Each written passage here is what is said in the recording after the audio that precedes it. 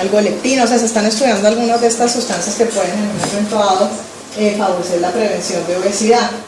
Y la lactancia materna pues tiene de pronto menos aporte de calorías y de carbohidratos y de otros alimentos de la complementaria cuando se introduce, sobre todo tempranamente.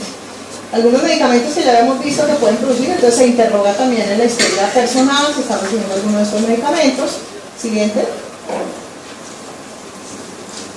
En la revisión por sistemas, entonces, hay algunas patologías que son parte del proceso o que se asocian o que son complicaciones de la obesidad. Entonces, investigando un poco estas comorbilidades o complicaciones, hay trastornos del sueño, entonces uno averigua si hay ronquidos, si hay poliuria, polidipsia, mirar los ciclos menstruales en las niñas cuando ya han tenido su menarquia, porque algunos ciclos anovulatorios, oligomenorreas, se pueden asociar con un síndrome de ovario poliquístico, mirar muy bien toda esta parte, con una alteración de tiroides.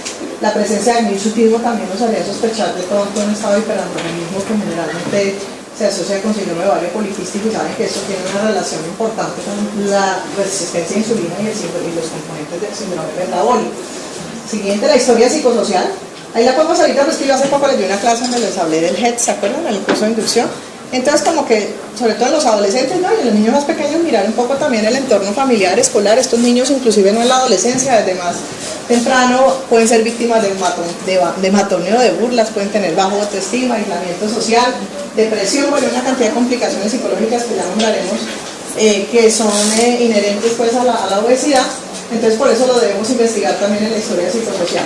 Y ya en la parte de hábitos, mirar muy bien la alimentación. Entonces aquí desde en niños y en adolescentes hacer como un recuento, a veces se les hace o se les pide para la siguiente cita haga un diario, o se les pregunta más o menos usted ayer qué almorzó, o hoy qué, pues hoy no, porque ese día realmente solo ha desayunado y llegó por la mañana a la consulta. El día de ayer, qué desayunó, qué almorzó. Entonces mirar el tipo de comidas, los horarios, el tipo y cantidad de bebidas, pues estas bebidas azucaradas, artificiales, jugos de caja, Nestil, gaseosas. El lugar donde comen, es importante que coman en la mesa, porque entonces a veces comen y hacen otra actividad simultáneamente. Si comen rápido. Siguiente. Si comen en familia o solitos por ahí viendo televisión. La actividad física, nosotros a veces no preguntamos porque además no sabemos prescribir actividad física y tampoco a veces se nos ocurre interrogar, y esto es importante no solamente en los obesos, en general en todas las historias pediátricas de niños y adolescentes. El ítem de actividad física debería, obviamente en los niños más pequeños seguramente no es un deporte estructurado ni de alto rendimiento, simplemente qué espacios tiene disponibles, qué tanto corre, qué tanto juego libre activo hace el niño, o qué tanto está pegado a una pantalla de televisión. Entonces duración, frecuencia de esa actividad, los lugares disponibles para realizarlo, y también la contraparte, qué tanto tiempo le está dedicando a las actividades que llamamos de pantalla, que pueden ser varias cosas, sumando entre televisor, y hoy en día, antes hablaba solo de televisión, hoy en día pues pantalla de computador, videojuegos, celulares, etc. Siguiente. En el examen físico, entonces, pues obviamente lo que ya vimos, la antropometría, lo inicial, la apariencia visual importante, el perímetro de cintura, mirar los percentiles de todos estos parámetros, desviaciones estándar. La tensión arterial, porque la hipertensión esencial es frecuente, ya sobre todo en adolescentes, esencial o primaria, aunque en población pediátrica uno siempre debe investigar que no haya una causa secundaria y seguramente pedir otros exámenes, verificar, pero esto, si ya hay prehipertensión o cifras tensionales un poquito por encima ya de percentil 90, pueden hacer, como vamos a ver ahorita, parte del síndrome metabólico o parte ya de una complicación asociada con sobrepeso o con obesidad. Ustedes no sé si ya conocen las tablas, ya las están manejando en los sitios. ¿Sí las conocen o de pronto en el curso de inducción? Las tablas que manejamos en pediatría, que es según edad, sexo y el percentil de talla. Siguiente. Bueno, en la piel buscar algunos signos que se asocian. La acanthosis nigricans, que es esta coloración negruzca que se ubica generalmente en pliegues del cuello, en axilas y a veces aquí en los nudillos de las manos, tiene una alta asociación con la presencia de resistencia a insulina. Entonces siempre que la veamos es bueno mirar cómo está la parte del metabolismo de carbohidratos y niveles de insulina para ver si hay resistencia. La presencia de acné y hirsutismo, sobre todo componentes del síndrome metabólico y otras alteraciones inherentes al rápido acumulación de grasa en ciertos momentos, sobre todo en la adolescencia, donde aparecen las estrías, la presencia de intertrigos en los pliegues cuando hay obesidades ya extremas, intertrigos candidiásicos, pues evitar ese tipo de lesiones. En la parte osteomuscular es más frecuente que las personas con sobrepeso o obesidad tengan problemas de columna, como la escoliosis, aunque también hay escoliosis idiopática normal en adolescentes que tienen peso normal o inclusive son delgados, pero aquí va a haber de pronto más predisposición o a dolores lumbares por desbalance muscular de tipo mecánico, de pronto dolores de espalda, el pie plano, el pie nubalgo, algunas situaciones traumáticas como el deslizamiento artificial. Todo eso pues buscarlos puntualmente en el examen físico. La presencia de lipomastia. Lipomastia es el exceso de grasa que vemos en las glándulas mamarias, bien sea en niños o en niñas. Hay niños que los vemos y no hay que confundir con ginecomastia, que es el aumento ya de la glándula en el hombre, porque en la niña ya sería otra cosa, que es la telarquia, el botón mamario, cuando están ya empezando pubertad. Palpar muy bien para ver si se toca realmente algo endurado, como es el botón mamario, tanto en niño para ver si hay ginecomastia como en niña, a ver si ya es la telarquia, porque el otro se llama lipomastia o pseudoginecomastia, que es como que la ve uno y cree que de pronto la niña ya está empezando pubertad y resulta que ese exceso ya en los obesos pues ya de mayor grado, exceso de grasa en esos sitios. El falso micropene o pseudomicropene, ¿no? Los niños que se les ve el pene de pronto más chiquito que el usual, que se llama también pene incluido, pero es porque hay un aumento de la grasa prepúbica, entonces hay que rechazar un poco la grasa prepúbica para ver realmente cuál es el tamaño del pene, que generalmente es un tamaño normal, pero que visualmente si nosotros no hacemos esa maniobra vamos a verlo como si fuera más pequeño. Algunas alteraciones del neurodesarrollo, o sea, mirar muy bien cómo ha sido el desarrollo psicomotor, o en ese momento al examen físico mirar en los niños pequeños, pues de acuerdo a lo que ustedes en AYEPI, todavía de neurodesarrollo, ya el doctor Álvarez les habló un poco, que sí, o si ya son niños grandes, cómo ha sido el proceso de aprendizaje y el proceso escolar, porque algunos síndromes genéticos pues cursan con retardo mental, entonces ahí tendríamos que tratar una obesidad sindromática de origen endógeno. Siguiente. Bueno, ¿qué laboratorios pedir en obesidad? Pues viene todo el análisis bioquímico y realmente esto se pide con el fin de detectar algunas comorbilidades, como es el caso de las dislipidemias y del síndrome metabólico, que hasta hace un tiempo ya se empezó a definir, aunque vamos a ver que ahorita los criterios todavía en edad pediátrica, pues ya tenemos algunos avances, pero todavía no están tan claramente definidos como en los adultos. La glicemia basal, en un niño siempre vemos pues cuando tiene sobrepeso, obesidad, pedirla y debe estar pues por debajo de 100. Un colesterol total que en población pediátrica está por debajo de 170, no de 200 como dicen los estándares de los laboratorios, porque muchos laboratorios no lo tienen estandarizado. Entonces siempre que interpretemos miremos que en edad pediátrica esté por debajo de 170. Y se piden también pues otros componentes del perfil lipídico, como son el colesterol de alta, de baja densidad y los triglicéridos. Siguiente.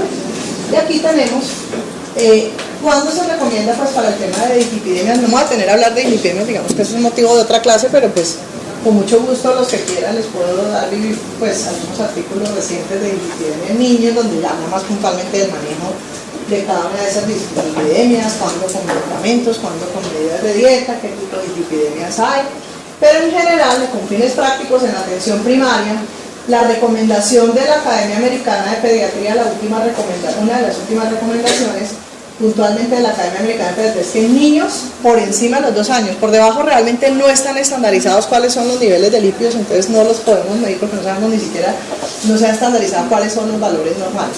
Pero por encima de los 2 años se debe siempre pedir como tamizaje y incluir hasta la población de adolescentes. Y hay algunas indicaciones: historia familiar de dislipidemia, cuando hay historia familiar de enfermedad cardiovascular precoz, lo que yo les comentaba al comienzo, cuando hablamos de antecedentes familiares, por eso hay que indagarlo. Si ha habido hombres en primer grado familiares menores de 55 años o mujeres menores de 65 años, se recomienda hacer perfil de lípido completo en ese paciente, en ese niño o en ese adolescente. En historia familiar desconocida, llegan a veces niños adoptados, niños que no sabemos o que de pronto el informante en ese momento no hay posibilidad porque de pronto el niño está en alguna institución o algo. Entonces, debemos asumir que puede tener todos los riesgos anteriormente mencionados, entonces hay que tamizar. O en historia familiar que así sea negativa, el niño tenga obesidad, tenga hipertensión, tenga diabetes o una enfermedad renal crónica. En esos casos estaría indicado.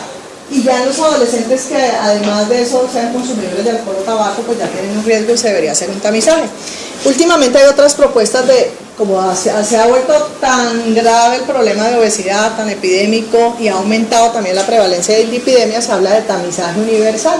Algunas otras entes recomiendan, inclusive la Academia Americana de Pediatría y algunas otras sociedades últimamente están recomendando que los niños hacia los 11 años, cuando están antes de empezar la pubertad, los 10, 11 años, y en los adolescentes grandecitos antes de cumplir los 17, 18 años, independiente de todas estas indicaciones, deberían tener por lo menos un tamizaje de colesterol solito, si no hay más riesgos, o dependiendo de la historia, pues ya el perfil de lípidos completo, independiente casi que de indicaciones, como un tamizaje. Obviamente aquí la norma 412 del Ministerio y la ley 100 y todo solo permiten unas indicaciones muy puntuales. Las GAPS también plantean solo unas indicaciones, sin embargo dicen que todo adolescente que no tenga ningún riesgo, de todas maneras antes de los 18 debería tener por lo menos un colesterol total. Eso pues ya para atención primaria, porque muchas veces las EPS y eso no van a autorizar, entonces uno también tiene que llenar de razones y indicaciones que están ya establecidas. Siguiente. Entonces, para que vean los valores importantes de esta tabla, pues de todos los valores que se han revisado, realmente este es uno de los más recientes y además ya llevaba bastante tiempo, fue reevaluado nuevamente por un panel de expertos de las guías de salud y riesgo cardiovascular en Estados Unidos. Entonces esto está publicado en Pediatrics, pero pues ahí está la tabla y son puntos de corte para lípidos sanguíneos de niños de los 2 a los 18 meses. Hay algunos que cambian también según el rango de edad, hay unos que son los mismos para todas las edades de 2 a 18. Como les decía, el colesterol total se considera aceptable por debajo de 170, de riesgo 170 a 199, y ya cuando está más de 200 ya se considera de riesgo alto, que sería la cifra que si nosotros no sabemos interpretar, el laboratorio nos pone como los adultos, ¿no? 200, está bien, y deja así las cosas y resulta que ya en la población pediátrica eso se considera de alto riesgo. El LDL por debajo de 110, ya por encima entre 110 y 129 es de riesgo, y de riesgo alto por encima de 130. Los triglicéridos se estandarizaron, varían un poco en grupos de niños más pequeños de 0 a 9 y ya en adolescentes de 10 a 19. Entonces se consideran como normales o aceptables por debajo de 75 en los más chiquitos y por debajo de 90 en los adolescentes. En cuanto a riesgo, 75 a 99 en los niños y 90 a 129 de miligramos por decilitro de triglicéridos se consideran de riesgo, y riesgo alto, mayores de 100 en los pequeños y más de 130 en los adolescentes, no 150. Pues ya cifras de 150 ahorita que damos definición de síndrome metabólico, por encima de eso pues ya se considera uno de los criterios de síndrome metabólico. Pero 130, ojo, en población de adolescentes no nos quedemos como que el laboratorio nos dice que 150, entonces ahí es normalito, ya se considera. Fíjense que es mucho más estricto y exigente que en los adultos. El HDL por encima de 45 aceptable, de riesgo de 40 a 45 y de riesgo alto por debajo de 40. Entonces es importante pues que tengan esos datos a la mano, uno con la práctica se los va memorizando, sino por lo menos ahí tenerlos, sobre todo el 170, acuérdense siempre, 110, o sea, ya, aunque sea lo aceptable. Por encima de eso está alto, ya que sea riesgo alto, riesgo medio, sabemos que está altico, entonces hay que hacer algo. Y más de 45 para el colesterol de alta densidad, las lipoproteínas de alta densidad. Bueno, otros laboratorios se hacen es buscando algunas patologías endocrinas, y eso ya depende pues del criterio clínico, depende de los hallazgos que tengamos en una historia clínica, según el examen físico. Si sospechamos que tenemos acantosis nígricas, que tenemos sospechas de ovario poliquístico, entonces decimos no, de pronto, o una alteración ya previa en el metabolismo, una glicemia basal que está alta o hay una hipoglicemia, miremos a ver si hay resistencia a insulina. Sin embargo, el estándar de insulina dice lo normal es menor a 10, pero es que hay que entender que hay variabilidad, es difícil estandarizar porque en un mismo individuo, a lo largo del día, la insulina es por pulsos. Se va secretando por pulsos, depende de la actividad física, depende del ayuno, depende de la época de la vida. Ya se sabe en este momento que en pubertad hay una resistencia fisiológica a insulina, entonces niveles hasta de 15 podrían ser normales en cierto momento de la pubertad, sobre todo cuando se está en el pico de estirón puberal. La forma más exacta de saber si hay resistencia a insulina, ya que hay tanta variabilidad en los niveles basales, se prefiere hacer el OMA para resistencia a insulina, que es un valor estandarizado de homeostasis de la insulina, que es insulina por glicemia sobre una constante de 22.5, Entonces también no fue fácil, pero hay puntos de corte que son diferentes para adultos, pero el punto de corte para población menor de 18 años, o sea, por encima de eso, que es el P90, estaría alto loma y habría resistencia a insulina, es 3.43 para menores de 18 años.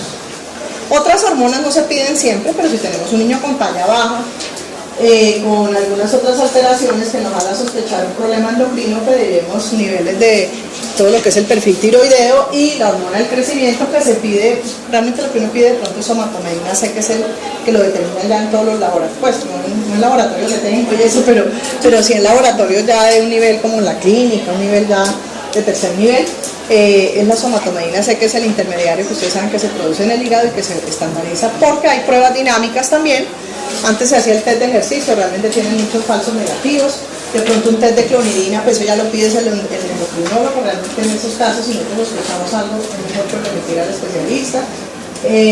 Cortisol urinario y ACTH cuando se sospecha un problema de Cushing, y cuando hay alguna sospecha por hirsutismo, acné severo, de hiperandrogenismo, se mira la testosterona, los niveles de andrógenos suprarrenales, de androstenona sulfato, algunos niveles de 17-hidroxiprogesterona y niveles de LH-FSH ya cuando hayan ovulaciones, alteraciones del eje que queremos confirmar el diagnóstico de síndrome de ovario poliquístico o un caso de pubertad precoz asociada a obesidad o otros casos que ya miraremos. Eso ya es más de terreno de especialistas, pues para que sepan cómo se hace todo el análisis bioquímico y de laboratorios en un paciente con obesidad. Sí, el siguiente.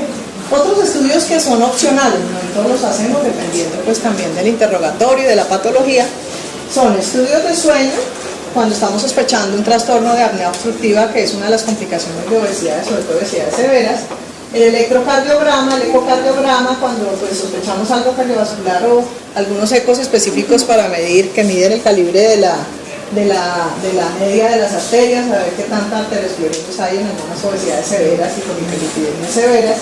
Ecografía de hígado y vías biliares antes no se pedía mucho, cada vez no hay una clara asociación o complicación o comorbilidad con hígado graso no alcohólico en niños obesos grandes, generalmente como parte de la evaluación se está pidiendo para ver qué porcentaje de grasa hepática hay, se piden a veces también unas enzimas hepáticas que no las incluía ahí dentro de los laboratorios, pero en algunos casos si nos llega a hígado graso podemos pedir transaminasa, sobre todo la glutámica puriúrica o la gamma-glutaramintraferasa son las que más se elevan en estos hígados grasos no alcohólicos que están asociados a obesidad. El cardiograma no en todos los casos, pero si hay talla baja, si hay alguna alteración puberal asociada, pues queremos ver un poco si hay un retardo en la maduración esquelética o una maduración esquelética demasiado acelerada. En esos casos, o ver el pronóstico de talla final, se pide el cardiograma. Siguiente.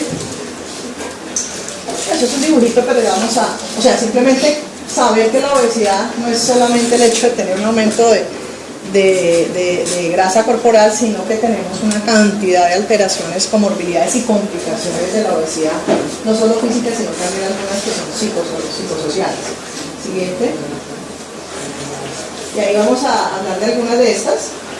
Ya se ha venido hablando, las endocrinológicas, las dislipidemias, resistencia a insulina, la diabetes 2, síndrome de ovario poliquístico, hiperandrogenismo y pubertades tempranas. Una vez está contento porque el niño gordito exógeno simple, que no es de causa endocrina, generalmente son niños inclusive más grandes, entonces el niño está saludable, piensa uno porque es que es más grande que el resto, es el gordito, es el grande, ellos generalmente aceleran crecimiento lineal, pueden estar en percentiles altos de talla, pero después van a tener una maduración esquelética más rápida. Esto tiene explicaciones por mecanismos de leptina, por algunos mecanismos de androgenización que hacen que haya pubertades un poco más tempranas en estos niños, que se active más rápido el eje hipotálamo hipófisis para la producción de gonadotrofinas.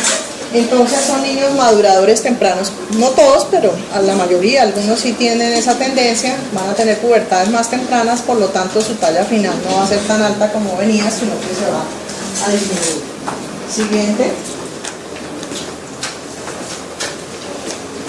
Bueno, hablando un poquito del síndrome metabólico, el síndrome metabólico se define como un conjunto, una serie de alteraciones que aumentan el riesgo de enfermedades cardiovasculares y de diabetes tipo 2. Como les decía, no hay consenso sobre criterios diagnósticos en general entre las sociedades científicas, sobre todo en la población pediátrica, Solamente 2 grupos han publicado algunos criterios que ya vamos a ver. Desde hace rato, siguiente, la OMS, pues esto en general para la población adulta,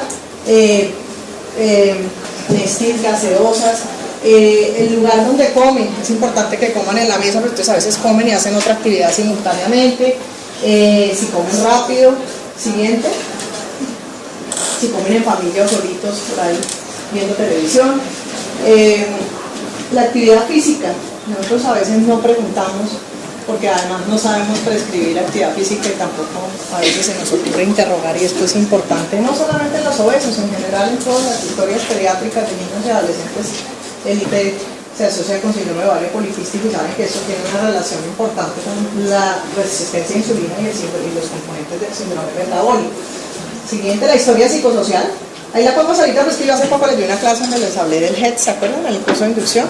Entonces, como que, sobre todo en los adolescentes, ¿no? Y en los niños más pequeños, mirar un poco también el entorno familiar, escolar. Estos niños, inclusive no en la adolescencia, desde más temprano, pueden ser víctimas de matoneo, de burlas, pueden tener bajo autoestima, aislamiento social, depresión, bueno, una cantidad de complicaciones psicológicas que ya nombraremos.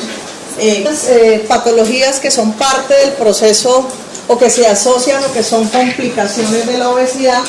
Entonces, investigando un poco estas comorbilidades o complicaciones, hay trastornos del sueño, entonces uno averigua si hay ronquidos, si hay poliuria, polidipsia, mirar los ciclos menstruales en las niñas cuando ya han tenido su menarquia, porque algunos ciclos anovulatorios, oligomenorreas, se pueden asociar con un síndrome de ovario poliquístico, mirar muy bien toda esta parte, con una alteración de tiroides. La presencia del hirsutismo también nos haría sospechar de todo un estado de hiperandrogenismo que son inherentes pues a la obesidad. Entonces por eso lo debemos investigar también en la historia psicosocial. Y ya en la parte de hábitos, mirar muy bien la alimentación. Entonces aquí desde en niños y en adolescentes hacer como un recuento, a veces se les hace o se les pide para la siguiente cita haga un diario, o se les pregunta más o menos usted ayer qué almorzó o hoy qué, pues hoy no, porque ese día seguramente solo ha desayunado y llegó por la mañana a la consulta. El día de ayer, qué desayunó, qué almorzó. Entonces mirar el tipo de comidas, los horarios, el tipo y cantidad de bebidas, pues estas bebidas azucaradas, artificiales, jugos de caja, algo lectina, o sea, se están estudiando algunas de estas sustancias que pueden en un momento dado favorecer la prevención de obesidad. Y la lactancia materna pues tiene de pronto menos aporte de calorías y de carbohidratos y de otros alimentos de la complementaria cuando se introduce, sobre todo tempranamente. Algunos medicamentos que ya hemos visto que pueden producir, entonces se interroga también en la historia personal si está recibiendo alguno de estos medicamentos. Siguiente. En la revisión por sistemas, entonces hay algunas